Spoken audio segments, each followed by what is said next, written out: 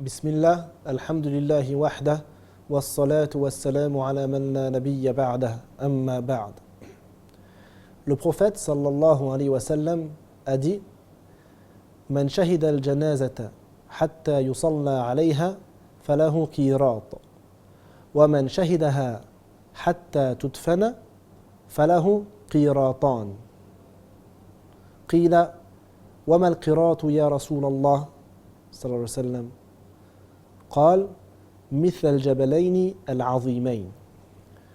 Ce hadith signifie: celui qui assiste à la prière mortuaire jusqu'à ce qu'on ait fini la prière aura la récompense d'un qirat.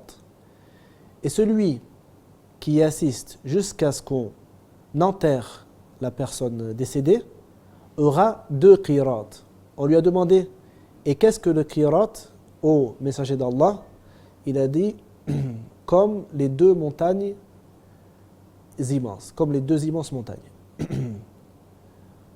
Il est obligatoire de faire 4 choses lorsqu'un musulman meurt. La première chose est le fait de le laver, le lavage mortuaire. La deuxième chose, le mettre dans son linceul. La troisième chose, prier sur lui. La quatrième chose, l'enterrer. Quant à son lavage, il doit être fait d'un nombre impair. C'est-à-dire on le lave 1 fois, ou 3 fois, ou 5 fois, ou 7 fois, etc. jusqu'à ce qu'il soit lavé, jusqu'à ce que l'on voit que cela suffit. Dans le premier lavage, on doit mettre dans l'eau ce qui s'appelle du sidr. La plante qui s'appelle le sidr, et si on n'en trouve pas, on peut seulement le laver avec du savon. Et dans le dernier, on doit mettre du camphre, du kafour en arabe. On met du camphre dans le dernier lavage afin d'éloigner les insectes du cadavre lorsqu'il est enterré. Le camphre fait fuir les insectes. En effet, Atiyya a rapporté qu'elle était parmi les femmes qui ont lavé la fille du prophète sallallahu alayhi wa sallam, Zaynab, et le prophète sallallahu alayhi wa sallam leur a dit: Irsilnaha thalathan aw khamsan aw akthara min dhalika bima'in wa sidrin in ra'aytunna dhalik waj'alna fil akhirati kafura. Ce qui signifie laver, c'est-à-dire lavez ma fille 3 fois ou 5 fois avec de l'eau et du cidre, et lavez-la plus que cela si vous voyez qu'il y a le besoin à cela. Et mettez dans le dernier lavage du kafour, c'est-à-dire du camphre. Mettez dans le dernier lavage du camphre. Ceci parce que ça fait fuir les insectes, comme je l'ai rappelé. Après l'avoir lavé, il faut donc mettre le mort dans son linceul. Quant aux hommes, il faut les mettre dans 3 vêtements. La sunna, ce qui est préférable, c'est de mettre l'homme dans 3 vêtements différents des pieds à la tête. Et quant à la femme, il est préférable de la mettre dans 5 vêtements différents, de la couvrir avec 5 vêtements. Le prophète sallallahu alayhi wa sallam a été recouvert dans 3 vêtements. Et quant à la femme,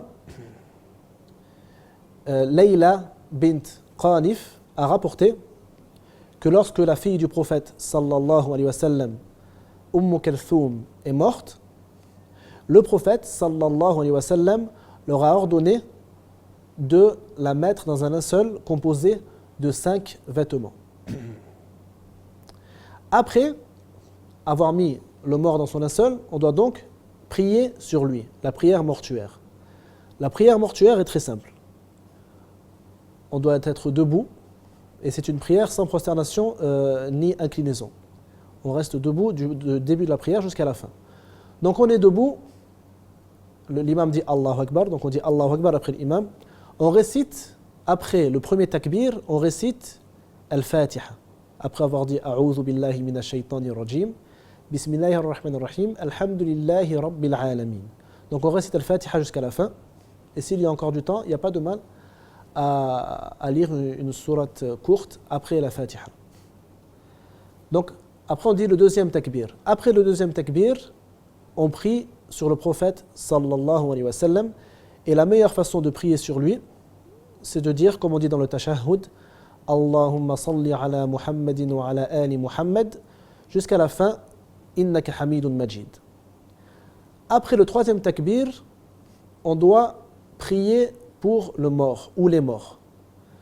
Et parmi les invocations qui sont connues dans la sunna, il y a ce que l'imam Muslim a rapporté, Allahumma afihi wa'fu anhu, Allahumma aghfir lahu warhamhu wa afihi wa'fu anhu, Allahumma akrim nuzulahu wa wasi' mudkhalahu, jusqu'à la fin de l'invocation rapportée par l'imam Muslim. Et pour celui qui n'a pas pu apprendre une des invocations rapportées dans la sunna, il demande à Allah de faire rentrer cette personne au paradis et de lui pardonner ses péchés. Et s'il ne sait pas parler en arabe, il peut dire cela en français, il n'y a pas de problème. Après le dernier takbir, il doit invoquer pour tous les musulmans, pour ce mort-là et pour tous les musulmans. Et il dit par exemple, Allahumma la taftinna ba'dahu, wa la tahrimna ajrahu, waghfir lana wa lahu, wa lil muslimina wal muslimat. Par exemple. Et ensuite, il dit le salam de chaque côté. Assalamu alaykum wa rahmatullah. Assalamu alaykum wa rahmatullah. Ensuite vient le moment de l'enterrement. Il est préférable, lors de l'enterrement, de creuser ce qu'on appelle un lahd. C'est-à-dire on creuse un trou vertical premièrement à la hauteur d'un homme ayant les bras levés, c'est-à-dire à peu près 2 mètres, de manière verticale. Au fond de ce trou, on creuse un trou horizontal en direction de la Qibla, en direction de la Mecque. Et ce trou doit être de la longueur du cadavre, ou un peu plus long. Et ensuite, délicatement, on couche le cadavre, qui est donc dans son linceul, on le couche à l'intérieur de ce trou. Ce trou s'appelle al-lahd. Al-lahd, donc c'est une sunna de mettre le mort dans un trou horizontal qui a été creusé au fond du trou vertical de la taille d'un homme. Et donc on met sa tête vers la Qibla, vers la Mecque, vers la mosquée de la Mecque. Et ensuite, on rebouche le trou. Si la terre, par exemple, est sableuse et qu'on ne peut pas faire de lahd, ce n'est pas un problème. Ceci est une sunna et ce n'est pas obligé.